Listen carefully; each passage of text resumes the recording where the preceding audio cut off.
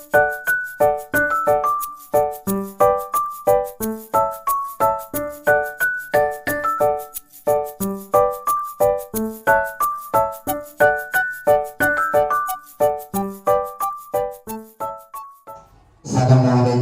warahmatullahi wabarakatuh.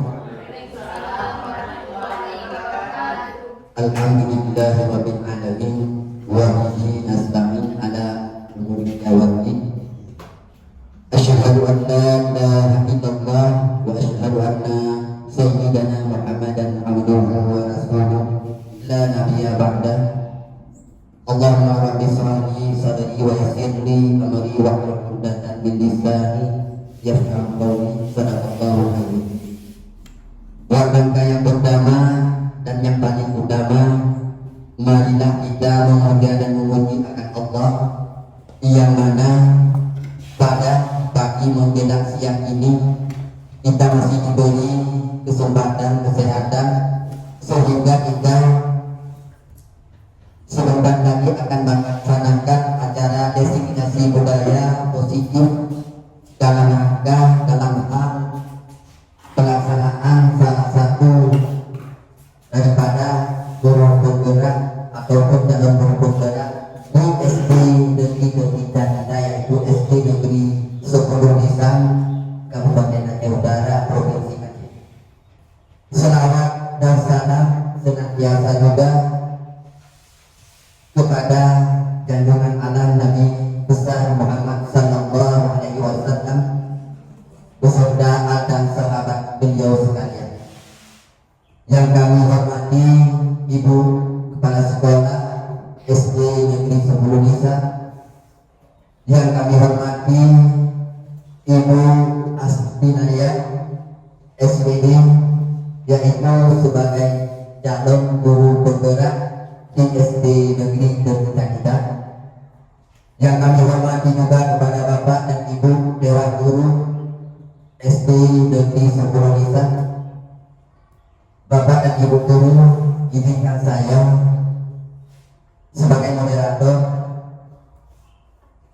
memberikan sedikit arahan ataupun apa yang akan kita lakukan pada siang ini, di mana siang ini kita akan melaksanakan sebentar lagi Ibu kita akan melaksanakan kegiatan diseminasi budaya positif.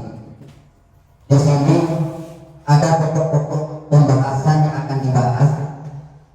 Tentunya dengan adanya kegiatan calon guru penggerak, banyak hal nanti akan kita dapatkan untuk kegiatan ataupun proses mengajar belajar kita kepada anak-anak kita.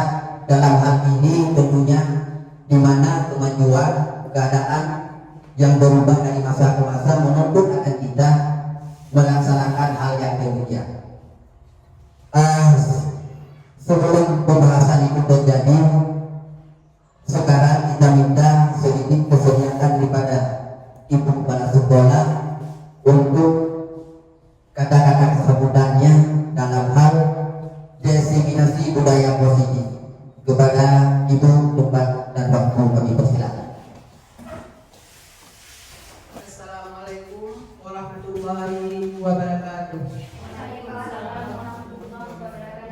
Syukur alhamdulillah, sama-sama kita panjatkan kehadiran Allah yang mana oleh Allah pada siang hari ini kita telah diberikan sehat badan, sehat pikiran, sehingga kita dapat berkumpul di ruangan yang sederhana ini. Selanjutnya, selawat dan salam kita sambut sajikan kepada Nabi besar Muhammad sallallahu alaihi wasallam beserta sahabat beliau sekalian, yang mana oleh beliau telah membawa kita dari alam kebodohan ke alam berilmu pengetahuan. Selanjutnya, yang saya hormati yang pertama sekali kepada Ibu calon guru penggerak, kemudian Bapak Ibu guru yang sangat kami sayangi dan kami hormati untuk mengikuti acara sosialisasi atau designasi untuk budaya positif di sekolah kita ini. Bapak Ibu yang saya muliakan, hari ini salah satu calon guru penggerak kita akan melaksanakan programnya, sehingga kita semua akan mendukung, akan memotivasi kepada calon ibu guru penggerak kita demi masa depan anak-anak kita, demi kemajuan sekolah kita SD 10 Desa. Jadi dengan demikian kita semua akan mengikuti jejak guru penggerak kita, akan memotivasi program guru penggerak kita, yaitu budaya positif yang kita laksanakan nanti di sekolah kita ini. Mulai hari ini kita akan mengikuti program positif baik yang sudah ada, seperti misalnya kita adakan baca Yasin setiap hari Jumat. Itu salah satu budaya positif di sekolah kita. Jadi untuk ke depan saya minta untuk lebih maju, lebih kita tingkatkan program-program yang lain demi memotivasi budaya positif di sekolah ini. Hanya sekian kata-kata sambutan dari saya, lebih kurang saya mohon maaf. Assalamualaikum warahmatullahi wabarakatuh. Terima kasih kita ucapkan kepada Ibu Kepala Sekolah kita yang telah memberikan kata-kata sambutannya, beserta memberikan sedikit motivasi kepada kita semua.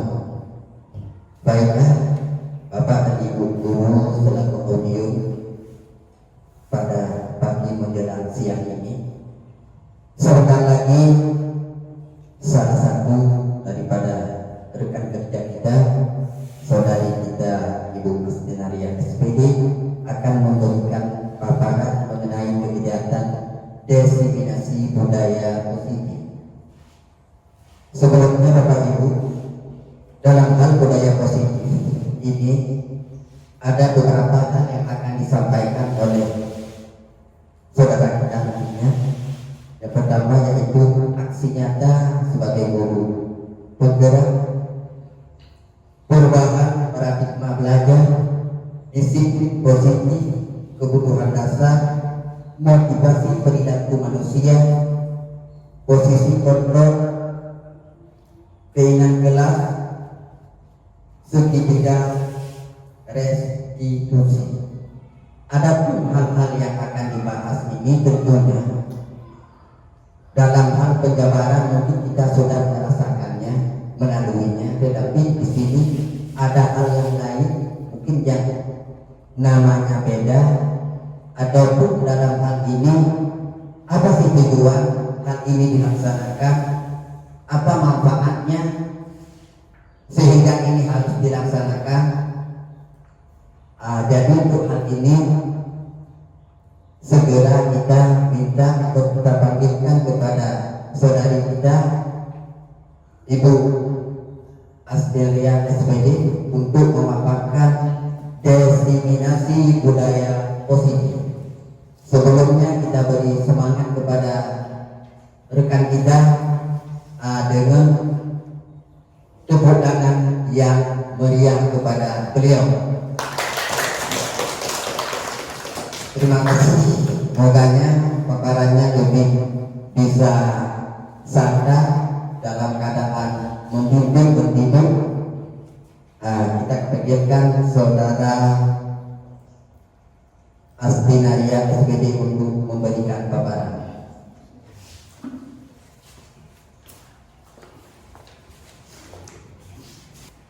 Assalamualaikum warahmatullahi wabarakatuh. Hamdan syukranillah, wassalatu wassalamu ala rasulillah, sayyidana wa maulana Muhammad ibn Abdillah wa ala alihi wa sahbihi wa man wala, la hawla wa la quwwata illa billah.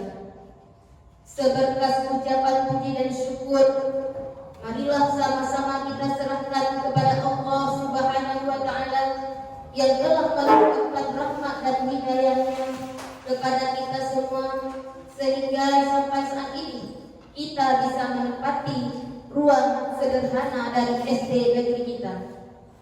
Selanjutnya, selawat bergemakan salam sama-sama kita hidangkan ke pangkuan alam Nabi besar Muhammad sallallahu alaihi wasallam berserta al dan sahabat beliau sekalian.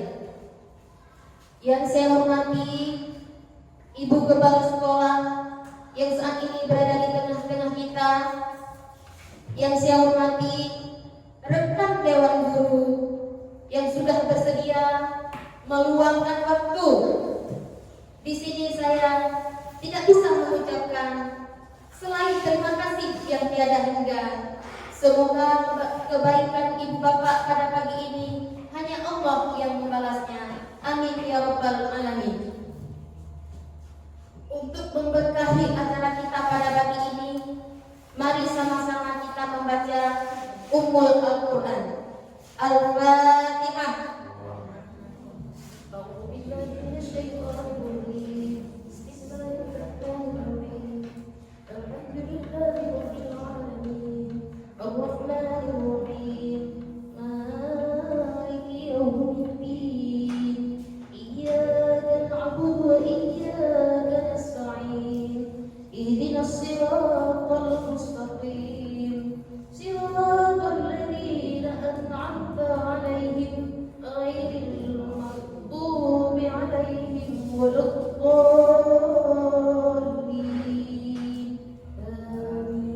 Amin ya rabbal alamin. Semoga Allah memberkahi acara kita pada pagi ini. Sebelum kita mulai langkah pertama, yaitu selamat datang para guru hebat. Mari belajar bersama, berkolaborasi, saling mendukung demi mewujudkan disiplin positif di SD tercinta kita ini, yaitu SD Negeri 10 Bisa. Langsung saja kita masuki dalam acara, yaitu merupakan salah satu kegiatan pendidikan guru penggerak. Di sini saya hampir 2 bulan melaksanakan pendidikan ini, sudah menyelesaikan 1 modul, yaitu modul 1. Kedepannya ada beberapa modul lagi. Yang pertama modul 1.1, modul 1.2, modul 1.3. Hari ini yang terakhir modul 1.4, yaitu budaya positif. Diseminasi budaya positif di SD tercinta kita ini, yaitu SD Negeri 10 Bisa. Adapun konsep utama modul budaya positif. Yang pertama, perubahan paradigma belajar. Yang kedua, disiplin positif. Yang ketiga, kebutuhan dasar manusia. Yang keempat, motivasi perilaku manusia. Konsep yang kelima, posisi kontrol restitusi. Yang keenam, keyakinan kelas.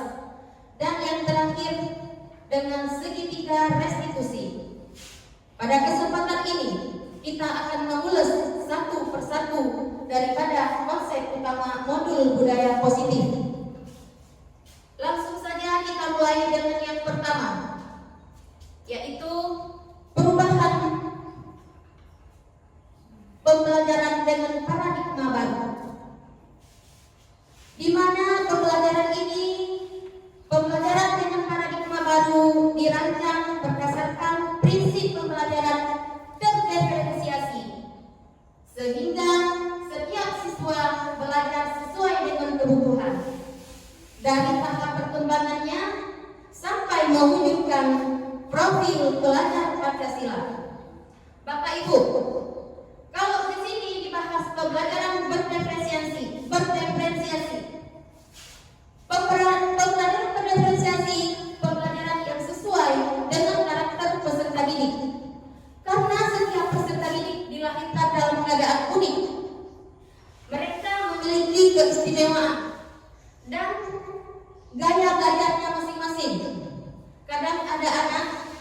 saat kita mengajar di kelas, satu kali kita bilang mereka langsung mengerti, mereka langsung bisa.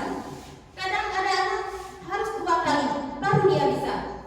Kadang juga ada anak 4 kali baru bisa. Kalau sampai 4 kali kita ulang dia belum bisa, maka kita harus memperhatikan dia. Strategi bagaimana yang cocok kita berikan untuk dia? Karena pada dasarnya tidak ada anak dilahirkan dalam keadaan bodoh. Seperti yang sudah saya bilang tadi, setiap anak dilahirkan dalam keadaan unik. Kadang anak lebih cenderung kepada action, tidak suka dengan nalar.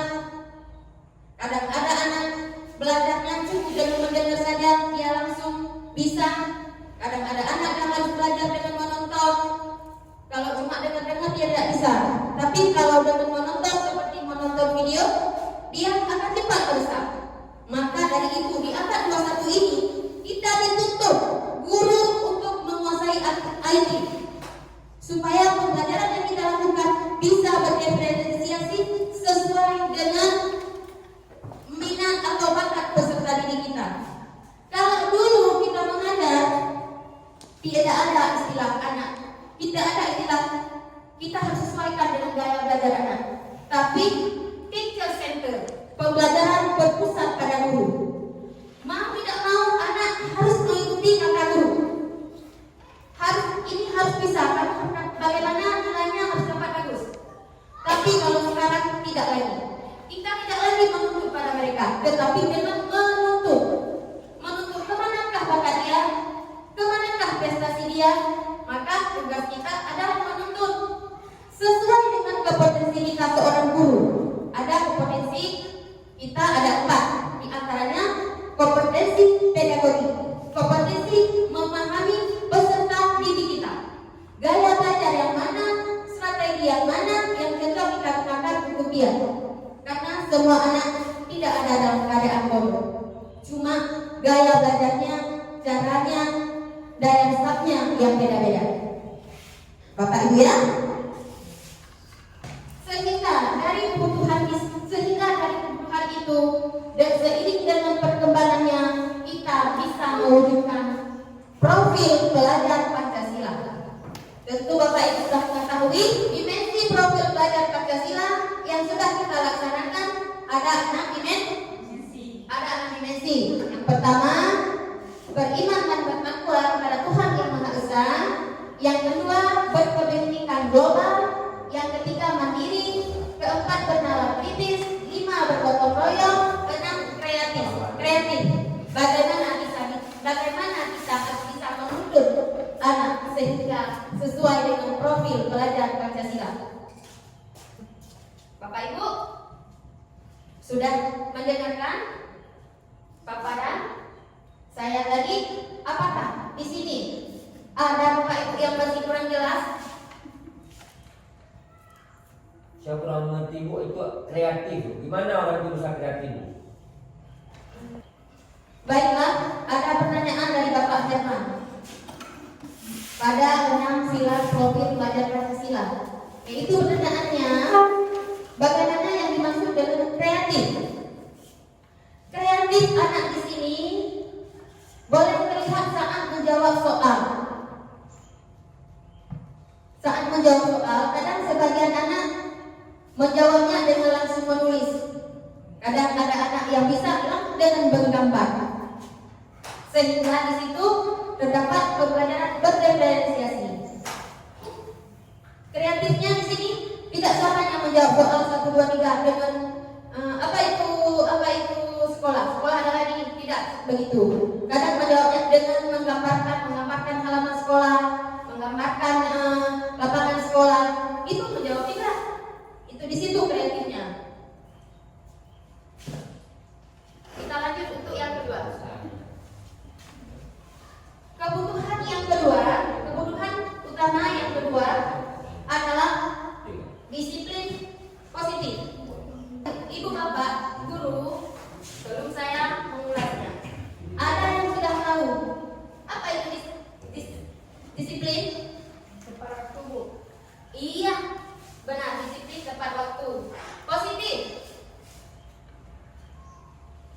Positif yang baik. Iya, benar. Positif yang baik.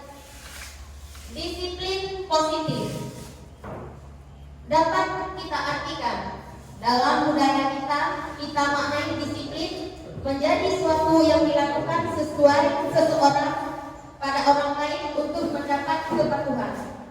Kita cenderung menghubungkan kata disiplin dengan ketidaknyamanan. Yang selanjutnya, disiplin positif kedua, sebagai pendidik, tujuan kita adalah menciptakan anak yang disiplin. Dari yang disiplin diri sehingga mereka bisa berperilaku dan mengacu pada nilai-nilai kebaikan universal dan memiliki motivasi intrinsik bukan ekstrinsik.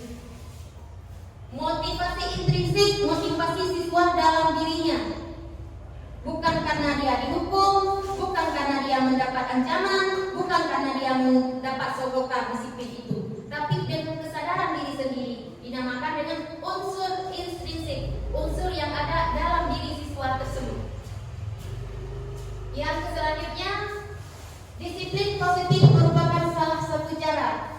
Penerapan disiplin positif bertujuan untuk menumbuhkan kesadaran serta pemberdayaan anak untuk melakukan tanpa sogokan, ancaman maupun hukuman. Yang sudah kita bahas tadi, yaitu unsur intrinsik dari dalam jiwa anak tersebut. Apakah dia benar-benar disiplin? Tidak dengan karena sogokan, tidak dengan ancaman dan hukuman. Kalau dengan sebab dengan disiplin dia karena hukuman atau ancaman, sogokan, itu merupakan unsur ekstrinsik, bukan unsur murni dari dalam diri dia, tapi karena dia takut dihukum, maka dia melakukan itu. Gimana Bapak Ibu? Sudah bisa dipahami? Lanjut yang ketiga. Yang ketiga dari konsep yaitu kebutuhan dasar manusia. Iya, kita sudah mengetahui bersama apa saja kebutuhan dasar manusia. Kebutuhan kita, yang pertama kita mulai dari fisik kita dulu, yaitu untuk bertahan hidup. Apa saja yang kita butuhkan untuk bertahan hidup? Makan. Iya, benar. Selanjutnya,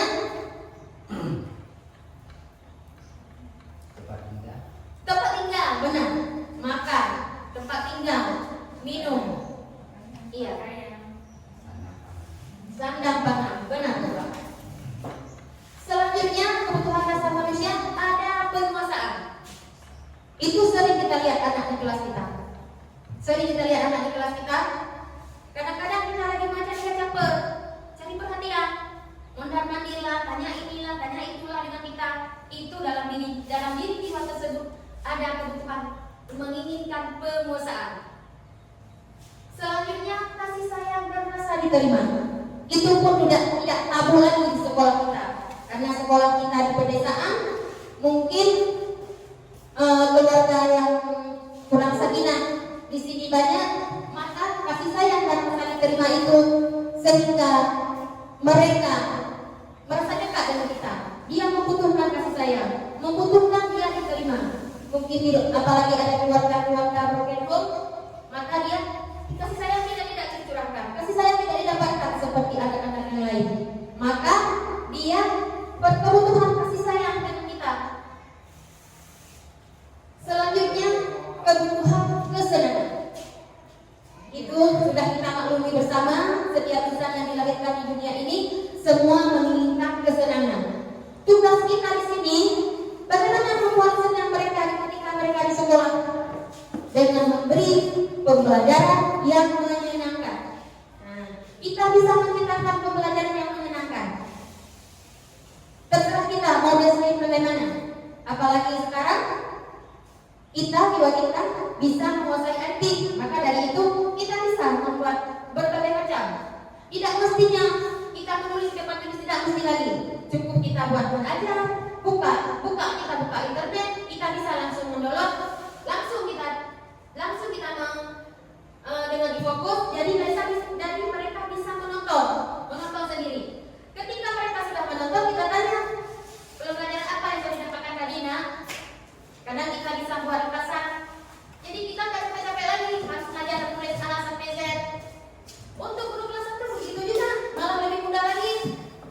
belajar ABCD-nya sambil bernyanyi, kita tinggal menampilkan sehingga mereka bisa mengikutinya sendiri.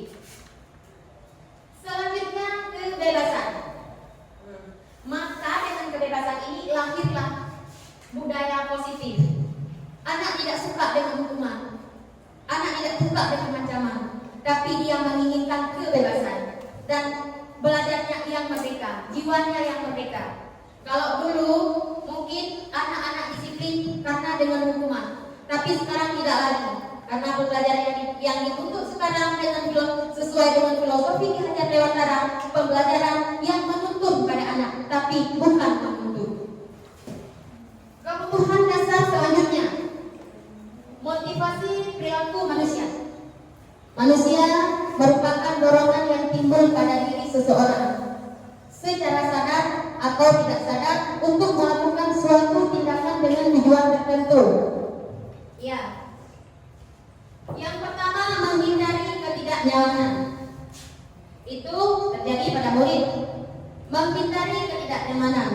Murid melakukan disiplin diri karena ia takut dihukum. Ini merupakan motivasi intrinsik yang ada dalam dirinya, intrinsik motivasi yang ada di luar dirinya. Dia melakukan bukan kesadaran sendiri, tapi karena takut pada hukuman.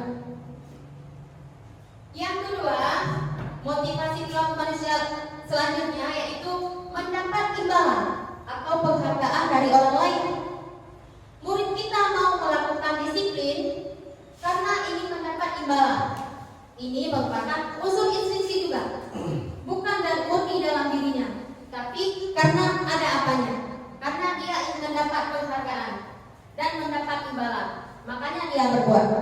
Makanya itu merupakan motivasi ekstrinsik. Dan yang terakhir, menghargai nilai-nilai kebaikan diri sendiri. Murid melakukan disiplin diri karena sadar akan nilai kebaikan dirinya. Ini yang merupakan unsur intrinsik. Dia melakukan disiplin adalah kesadaran dari dirinya sendiri, bukan karena hal-hal ekstrinsik seperti tadi yang di nomor 2. Murid-murid inilah yang kita rindukan. Bagaimana murid-murid yang belum ada unsur motivasinya, unsur ekstrinsik dalam dirinya? Tugas kita memotivasi sehingga unsur ekstrinsik itu bisa lahir dari setiap diri peserta didik kita. Yang selanjutnya, disiplin dengan identitas gagal. Anak melakukan disiplin dengan identitas gagal. Yang pertama, hukuman. Hukuman itu menyakitkan. Maka dari itu dia melakukan disiplin. Selanjutnya, tidak nyaman. Maka dia melakukan disiplin. Selanjutnya, murid takut dengan kita. Selanjutnya, dia memaksa melakukan, sehingga murid tersebut menyembunyikan kesalahannya. Dan murid tersebut bisa menjadi rendah diri daripada hukuman tadi. Bisa kita contoh anak yang sering disalahkan, baik di rumah maupun di luar sekolah. Anak itu gak akan berani tampil karena dia sering disalahkan. Ketika mau menjawab, dia takut. Aku tidak bersalah. Kenapa? Karena sering disalahkan. Maka tidak boleh kita lakukan sering menyalahkan. Kalaupun sekalipun itu salah, kita tidak memberi apresiasi. Dan nanti kita bisa dekati secara pribadi, kita bilang yang bagus begini. Nah, kami di guru penggerak juga begitu. Kadang kami tampil di ruang kolaborasi, ditanya A, kami menjawab B. Tapi ibu fasilitator tetap bilang, tetap mengapresiasi. Terima kasih, presentasi yang luar biasa. Kenapa? Untuk memotivasi, tidak membunuh semangat. Maka dari itu anak juga harus begitu. Disiplin rangka selanjutnya, penghargaan. Dengan memberi penghargaan itu tidak efektif. Kenapa tidak efektif? Hari ini kita tidak memberikan, dia tidak melakukan.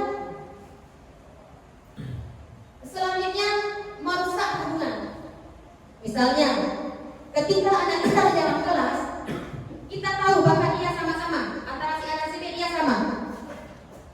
Tapi entah di mana ada selisihnya nanti si A mendapat penghargaan, si B tidak mendapat penghargaan. Contohnya satu ranking 3, satu ranking 4. Ranking 3 kita memberi penghargaan, memberi piala, sedangkan ranking 4 tidak. Maka dari itu merusak hubungan mereka berdua. Selanjutnya mematikan kreativitas anak. Dia berbuat disiplin, kita memberi penghargaan. Ketika kita tidak memberi penghargaan, dia tidak disiplin. Maka di situ mematikan kreatif anak. Ini lagi sistem menghukum dalam sistem perankingan. Maka sekarang di kurikulum merdeka tidak boleh ada ranking lagi di evaluasi anak, yaitu di rapor. Karena bisa menghukum karakter anak dengan sebab perankingan. Benar Bapak Ibu, di kurikulum merdeka tidak boleh ada lagi ranking kelas 4? Benar kan? Selanjutnya merampas hak menghargai dirinya. Kita memberi penghargaan bukan sebagai jati dirinya sendiri, tapi dengan penghargaan itu maka dia berbuat. Jelas Bapak Ibu? Oke, baiklah, kita lanjut selanjutnya. Konsep disiplin dengan identitas sukses, yaitu konsekuensi dan restitusi. Konsekuensi penguatan jangka pendek. Konsekuensi itu hampir sama dengan hukuman. Penguatan jangka pendek perlu memonitoring berkelanjutan, stimulus atau respon. Konsekuensi selanjutnya murid menghormati peraturan. Yang selanjutnya kehilangan waktu untuk merenungi kesalahan. Ketika dia melakukan kesalahan, kita tidak menghukumnya, tapi dengan konsekuensi. Contohnya, dia tidak membuat PR hari ini. Kita dengan menghukum, jangan kita suruh menghadap menghormati tiang bendera. Tapi kamu tidak buat PR hari ini. Nanti jam istirahat kamu harus buat 3 kali lipat.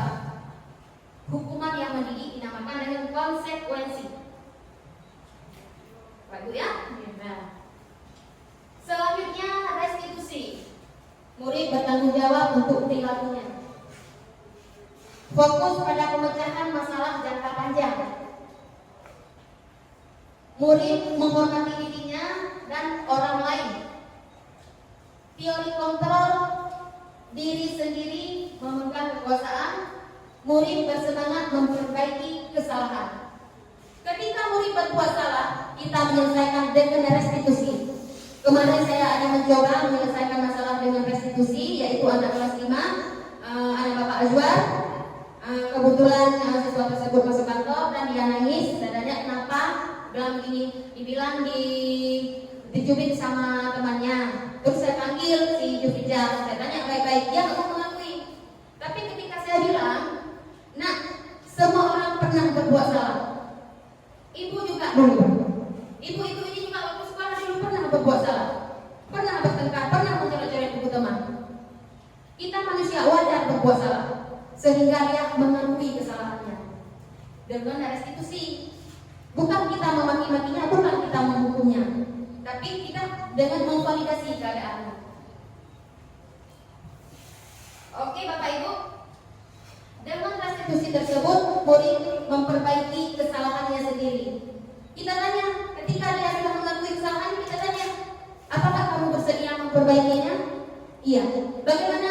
Saya tidak akan mengulangi lagi dan saya akan meminta maaf kepada dia, pada siswa yang telah saya cubit. Ya kan? Siswa tersebut, murid tersebut bersemangat memperbaiki kesalahannya. Baiklah Bapak Ibu, kita akan melanjut ke konsep selanjutnya. Konsep disiplin pendekatan restitusi. Sebuah cara menanam disiplin positif pada peserta didik kita, yaitu dengan pendekatan restitusi. Apa itu restitusi? Restitusi adalah proses menciptakan kondisi bagi murid untuk memperbaiki kesalahan mereka sehingga mereka bisa kembali pada kelompok mereka dengan karakter yang lebih kuat. Anak yang berbuat salah, kita menyelesaikan masalah dengan restitusi. Mungkin ketika dia kembali ke kelompoknya tadi sedang berbuat salah, dia akan merasakan karakter yang lebih kuat dari tadi. Selanjutnya, ciri-ciri restitusi. Ciri restitusi tersebut yang pertama, bukan menebus kesalahan, namun belajar dari kesalahan yang sudah peserta didik kita buat. Kedua, memperbaiki hubungan. Kalau tadi hubungannya sudah berantakan, tapi dengan restitusi ini kembali hubungannya akan baik. Selanjutnya, tawaran kepada anak bukan paksaan. Ketika kita menyelesaikan masalah, kita tidak memaksa, tapi kita menawarkan. Selanjutnya, murid menuntut untuk melihat ke dalam dirinya. Kita suruh merefleksikan diri dia sendiri. Kemudian mencari kebutuhan dasar yang mendasari tindakan. Anak berbuat demikian, pasti ada tindakan dasarnya. Kenapa dia berbuat begitu? Misalnya dia mencoret-coret buku teman, kita harus mencari dasar masalahnya. Kenapa dia mencoret-coret? Atau anak berkelahi, kita harus mencari akar masalahnya. Di mana permasalahannya sehingga terjadi perkelahian? Yang selanjutnya, fokus pada karakter bukan tindakan. Ketika kita menyelesaikan masalah dengan restitusi, kita bukan fokus pada tindakan, tapi kita memberi pendidikan karakter pada anak tersebut. Selanjutnya, menguatkan dan fokus pada solusi. Misalnya anak punya masalah, ketika kita sudah menyelesaikan masalah, sudah mendapat solusinya. Jadi anak berpegang teguh pada solusi tadi. Nanti ada contoh ke depan bagaimana menguatkan dan fokus pada solusinya. Bagaimana Bapak Ibu? Lanjut, contohnya. Lanjut. Ya, ini jelas sudah terlihat perbedaan. Contoh kasus siswa yang tidak mengerjakan PR. Ada siswa, ini contoh kasus langsung, ada siswa yang tidak mengerjakan PR. Kita menghukum, kalau hukuman, guru menghukum siswa tersebut menghormati bendera selama 10 menit. Selanjutnya, guru marah dan murid menjadi takut. Coba kalau kita bentak-bentak suara kita besar, murid pasti bukannya bisa, kadang-kadang malah tidak bisa lagi. Konsekuensi, guru memberikan konsekuensi PR-nya pada jam istirahat atau dikerjakan sebanyak 3 kali lipat. Selanjutnya, guru tegas dan siswa menghormati peraturan. Dengan konsekuensi kita tegas, tapi siswa tersebut bisa menghormati peraturan. Restitusi, guru menanyakan keyakinan kelas atau dirinya dan membantu siswa menyelesaikan masalah. Masalah apa yang dihadapi, kita kaitkan dengan keyakinan kelas kita. Maka nanti Bapak Ibu, kita akan membuat setiap kelas akan kita musyawarah sama anak-anak bagaimana kita bisa membuat keyakinan kelas supaya pelajaran kita yang kita terapkan lebih terarah. Ketika ada masalah kita mudah menyelesaikan karena kembali kepada peraturan kelas atau keyakinan kelas.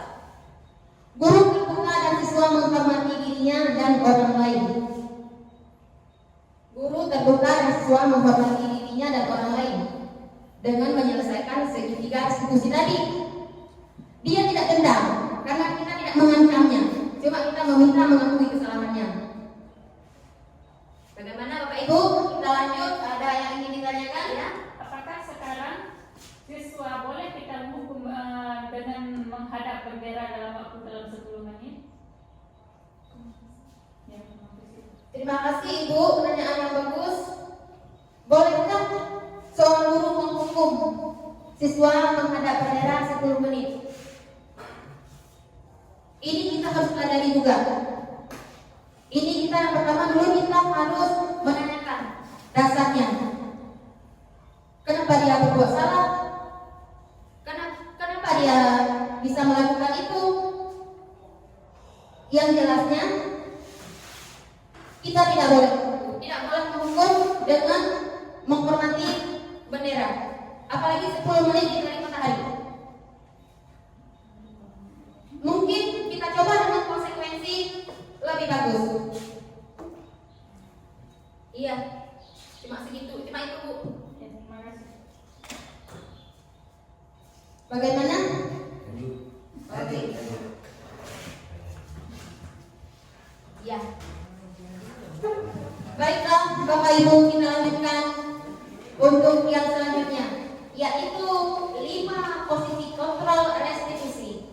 Ini khusus untuk kita, Bapak Ibu. 5 posisi kontrol restitusi.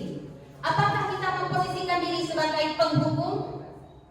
Bukan. Ataukah kita memposisikan diri sebagai pembuat rasa bersalah? Apakah posisi kita teman, pemantau, manajer? Teman. Di antara kelima posisi tersebut, kita sekarang sudah bisa mengukur diri kita sendiri. Apakah saya berada di penghukum atau pembuat rasa bersalah, teman, pemantau, manajer? Semua ada. Semua ada. Semoga untuk kedepannya dengan filosofis Ki Hajar Dewantara, semua yang ada itu bisa kita hilangkan. Kita mengambil posisi kita, posisi yang baik untuk menuntun generasi kita, untuk menciptakan generasi emas. Jangan kita menghukum membunuh karakter anak. Posisi yang baik itu yang maksudnya yang mana Bu? Posisi yang bagus di antara kelima posisi itu posisi yang lebih-lebih adalah manajer. Ketika ada masalah kita mencari solusi. Manajer antara bawahan dengan atasan. Iya, antara kita dengan dia, antara kami dengan anak. Manajer, posisi kita sebagai manajer. Nanti ke depan ada penjelasan Bu. Kalau posisi sebagai teman boleh juga. Tapi yang lebih baik posisi kita sebagai manajer. Ketika ada yang membuat masalah kita bukan menghukum, tapi mencari solusi. 5 posisi kontrol restitusi. Saya jujur, setelah mempelajari modul segitiga restitusi ini, saya merasa seperti Bapak Rizal bilang tadi, terkadang kita ada 5 posisi tersebut. Tapi setelah saya mengikuti PGP ini, saya cenderung dan saya akan berubah. Saya akan tetap memposisi bagaimana saya semestinya, seharusnya saya seorang pendidik di posisi manajer. Di posisi manajer, posisi kita mencari solusi, menuntut, tidak lagi menuntut dari dia. Bukan menuntut yang tidak bisa, ya harus bisa, bukan. Tapi kita menuntut dia tidak tahu. Kita harus memberi dia, gimana dia harus bisa tahu. Oke? Berarti Bu, kelima itu tidak bagus, cuma satu yang bagus itu sebagai manajer. Di antara kelima itu teman bagus juga, sebagai pemantau bagus juga. Tapi di antara kelima itu yang paling bagus itu adalah posisi manajer. Mungkin kalau selaku teman, kalau anak sudah besar, dia gimana ya? Sampai nanti dia ngejek-ngejek gitu. Kalau kita sering kita elus-elus, kita bujuk, Udah tidak sedang lagi. iya. Tapi kalau posisi manajer itu ketika dia punya masalah kita tegas, tapi menjadi solusi, bukan menghukumnya. Kita lanjut Bapak ya, Bapak Ibu ya. Baiklah Bapak Ibu, untuk selanjutnya contoh penerapan 5 posisi kontrol. Di sini ada kasus Bapak Ibu. Kasusnya siswa terlambat ke sekolah pada hari Senin sehingga tidak sempat mengikuti upacara bendera. Di sini kita bisa memposisikan diri. Apakah posisi kita sebagai penghukum? Apakah pembuat rasa bersalah pada siswa tersebut? Ataukah teman, pemantau, dan manajer? Kalau memang posisi kita sebagai penghukum, patuhilah aturan sekolah, lalu berdiri di depan barisan. Itu kita menghukum. Kalau posisikan diri kita sebagai pembuat rasa bersalah, berapa kali ibu harus memberitahu kamu? Bu guru kecewa sekali sama kamu. Kalau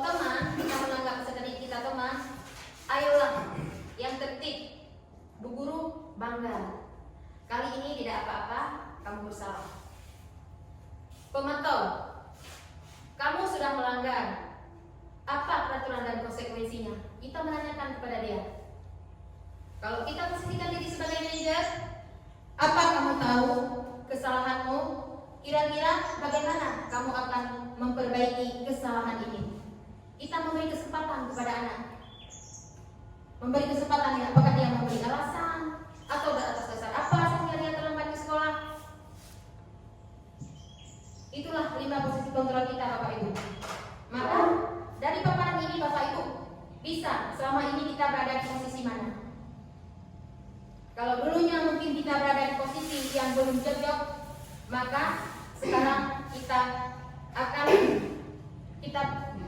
mengadakan posisi kita berada di posisi kontrol yang sesuai dengan kita seorang pendidik. Kita lanjut. Selanjutnya, mengapa keyakinan kelas tidak peraturan kelas? Mengapa harus keyakinan kelas kita buat dengan anak, tidak dengan peraturan kelas? Ini ada contohnya. Mengapa kita memiliki peraturan memakai helm saat mengendarai sepeda motor? Mengapa Bapak Ibu? Supaya Untuk keselamatan, benar. Satu lagi, mengapa kita memiliki peraturan tentang penggunaan masker dan cuci tangan setiap saat? Untuk kesehatan. Untuk kesehatan, benar sekali. Berarti yang pertama untuk keselamatan, yang kedua untuk kesehatan. Dari situlah keselamatan dan kesehatan itulah disebut dengan keyakinan. Selanjutnya, di mana beda keyakinan dengan peraturan? Di mana beda peraturan kelas dengan keyakinan? Bapak Ibu ada yang bisa menjawab? Kalau peraturan diterapkan, kalau keyakinan di dalam hati meyakinkan. Iya, terima kasih. Kalau keyakinan kelas tidak sendiri kita membuatnya, tapi kita buat bersama siswa. Apabila perlu di bawah keyakinan kelas itu kita menandatangan semua anggota kelas bahwa itu yang sudah kita tuangkan di atas adalah hasil kesepakatan bersama. Kalau peraturan kelas kita yang buat atau gurunya yang buat peraturan kelas, maka murid harus menaatinya. Kegiatan membuat keyakinan kelas. Nah, tadi kita berbicara keyakinan kelas. Bagaimana sih cara membuat keyakinan kelas itu? Berdiskusi dengan siswa. Iya, benar sekali. Yang pertama kita berdiskusi dengan siswa. Berdiskusi dengan siswa, kapan itu terjadi? Ketika di awal tahun.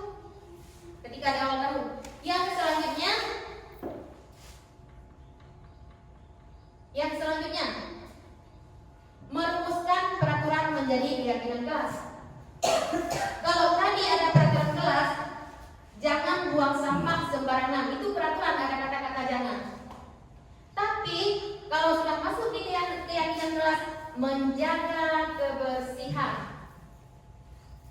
itu tertuang di keyakinan kelas. Selanjutnya, keyakinan kelas yang sudah kita sepakati, merumuskan dari peraturan itu menjadi sebuah keyakinan kelas kita masing-masing, maka keyakinan kelas itu kita tempel di kelas. Karena keyakinan itu untuk ditaati peserta didik kita. Kita lanjut ya. Ya, ini adalah contoh keyakinan kelas. Coba Ibu lihat bahasanya. Tidak ada kata-kata jangan kan? Disiplin waktu. Kemudian belajar dengan antusias dan percaya diri. Kemudian saling menjaga kebersihan dan keindahan, baik di kelas dan di luar kelas kalau keindahan. Saling membantu dan bekerja sama di saat terjadi kerja kelompok. Kemudian menghargai guru dan teman yang berbicara. Ya, itu sangat penting. Karena ketika ada saran dijawab oleh si A, berarti yang lainnya mendengarkan. Sangat perlu sekali menghargai pendapat. Selanjutnya, selalu menerapkan 5S. Apa itu 5S, Bapak Ibu? Iya, benar. Senyum, sapa, santun, salam. Ya, sudahkah terwujud 5S di sekolah kita? Sudah. Terjadinya ketika Masuk ke sekolah. iya, ketika anak baru pagi-paginya datang ke sekolah ya.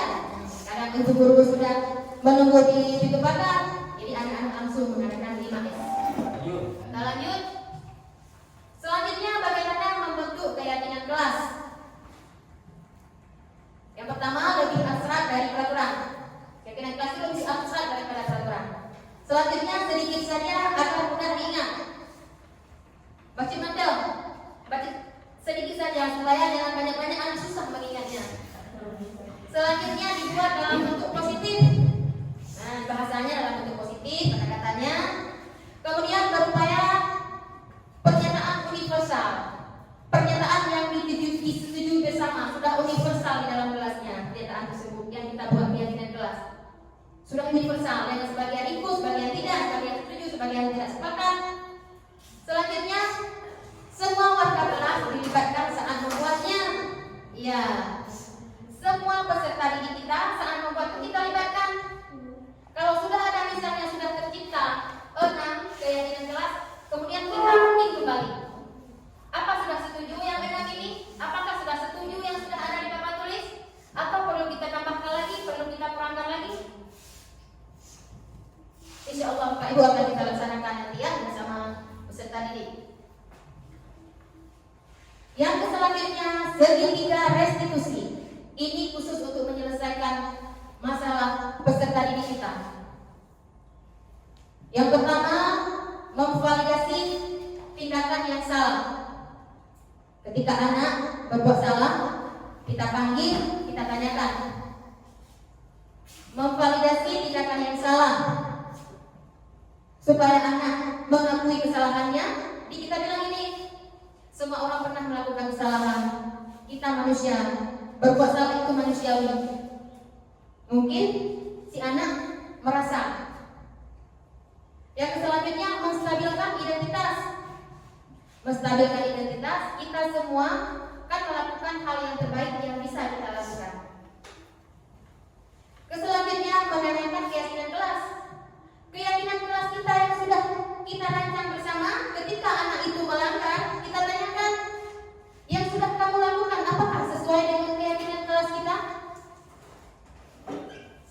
Mereka akan menemukan jawabannya sendiri. Baiklah Bapak Ibu, kita lanjut selanjutnya sedikit lagi. Ini merupakan contoh penerapan segitiga restitusi.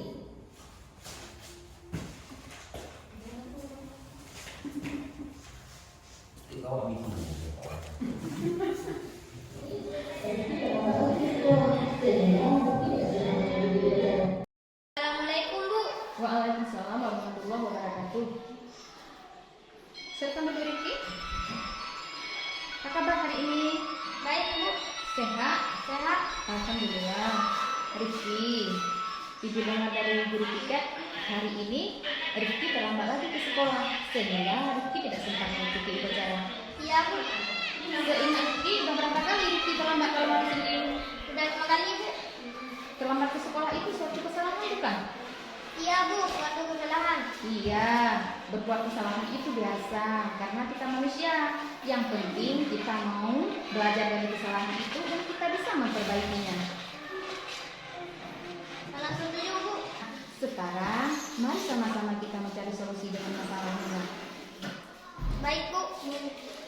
Rifki sering terlambat ke sekolah pada hari Senin. Pasti punya alasannya. Kenapa sih? Hari Minggu kan hari libur. Jadi saya main terus-terusan Bu. Maka dari itu saya kelelahan. Paginya tak sanggup bangun cepat Bu. Iya. Rifki tahu tidak dengan keyakinan kelas kita yang telah kita sepakati bersama? Tahu Bu? Kalau terlambat ke sekolah itu sesuai tidak dengan keyakinan kelas kita? Tidak, Bu. Menurut Rifki, keyakinan kelas apa yang telah Rifki langgar? Disiplin, Bu. Menurut Rifki, disiplin itu penting tidak untuk Rifki? Penting, Bu, supaya kita bisa menghargai waktu. Iya, benar. Menghargai waktu itu sangat penting, sangat bermanfaat untuk kita semua.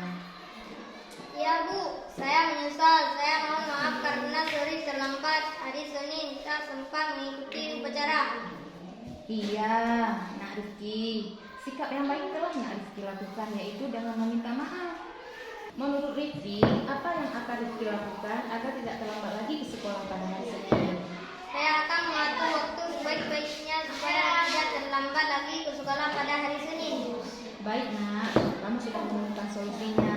Dan Ibu akan bersama dengan orang tuamu supaya kamu tidak terlambat lagi ke sekolah pada hari Senin. Bisa mengikuti upacara bendera dan teman kamu seperti biasanya. Baik, Bu. Terima kasih Nak ya. Tetap semangat ya. Sudah bisa kembali ke kelas ya. Assalamualaikum warahmatullahi wabarakatuh. Waalaikumsalam warahmatullahi wabarakatuh. Penerapan segitiga restitusi Rifki siswa kelas 6 yang terlambat pada hari Senin tidak sempat mengikuti upacara bendera. Begitulah cara menyelesaikan masalahnya dengan menggunakan segitiga restitusi. Ada merasa tertekan di anak? Tidak. Selanjutnya ada contoh satu lagi. Penerapan segitiga dengan segitiga restitusi juga. Kayla tidak terima bukunya dicoret-coret oleh teman kelasnya sehingga dia sangat marah. Assalamualaikum, Bu. Waalaikumsalam warahmatullahi wabarakatuh. Silakan duduk Nak. Apa kabar Vera? Baik, Sehat? sehat. Siapa yang antar tadi pagi di sekolah? Mama. Mama, iya. Vera, ada laporan dari ketua kelas kita. Vera habis bertengkar sama Riza. Apa iya? Iya, Bu. Oh, makanya kamu marah. Seandainya ibu ada di posisi kamu, ibu juga akan berbuat hal yang sama. Iya, Bu. Lalu, apa yang Vera lakukan terhadap Riza? Saya marah dan maki-maki dia. Oh begitu. Vera berbuat begitu, tentu ada alasannya ya? Iyalah, Bu, udah sering begitu. Iya wajar, Vera marah. Vera tidak rela buku dicoret-coret sama Riza. Iya. Ibu sangat menghargai kamu, tidak berbuat lebih seperti itu, seperti memukul. Iya, Bu. Sekarang, coba kita pikirkan, kamu marah dan memaki-maki Riza. Apa sesuai dengan keyakinan kelas kita? Tidak, Bu. Menurut Vera, keyakinan kelas kita, apa yang telah Vera langgar? Menghargai antar teman. Menurut Vera, menghargai antar teman itu penting tidak buat kamu? Penting. Kalau menurut kamu penting, keyakinan apa yang harus Vera lakukan ketika Vera sedang marah? Harus bersabar. Kamu bersedia memperbaiki masalah ini? Sedia. Apa yang akan Vera lakukan untuk memperbaiki masalah ini? Harus bersabar dan menahan amarah. Kalau masih meleleh, saya nangkep ini. Iya, tepat sekali tindakan Nak. Sekarang sudah boleh kembali ke kelas. Terima kasih Nak ya. Tetap semangat ya.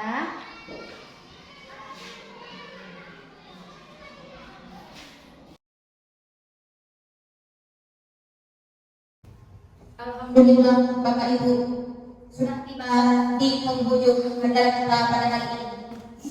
Dalam penerapan program disiplin positif, hendaknya guru memiliki standar kepribadian profesional, sosial yang baik, di mana guru mampu berefleksi pada posisi kontrolnya saat ini. Bagaimana perjalanan dirinya sebagai amok, yaitu posisi manajer yang menuntut murid menjadi insan yang mandiri, merdeka, dan bertanggung jawab. Semoga sesi belajar kita hari ini membawa manfaat sehingga dapat mewujudkan profil pelajar Pancasila di sekolah yang kita cintai ini. Salam guru penggerak, salam merdeka belajar. Terima kasih, sekian dari saya. Mohon maaf atas segala kekurangan. Terima kasih atas segala perhatian. Assalamualaikum warahmatullahi wabarakatuh.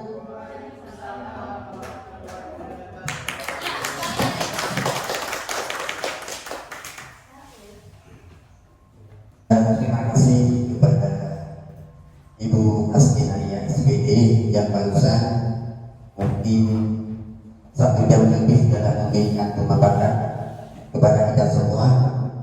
Semoga kita dapat menerapkan hal yang telah dibicarakan. Tentunya banyak hal yang akan menjadi pembelajaran kepada kita guru SD Negeri 10 Lisan. Inti daripada semuanya, kalau boleh saya simpulkan, di mana kita seorang pendidik, seorang guru, kita akan menjadi manajer. Sekurang-kurangnya kita menjadi teman bagi anak, itu sudah mencukupi dalam berbagai hal. Mungkin ini saja dari saya, moderator. Di mana kekurangan, kesilapan dan kejanggalan, saya mohon maaf. Saya akhiri, billahi taufiq wal hidayah. Assalamualaikum warahmatullahi wabarakatuh.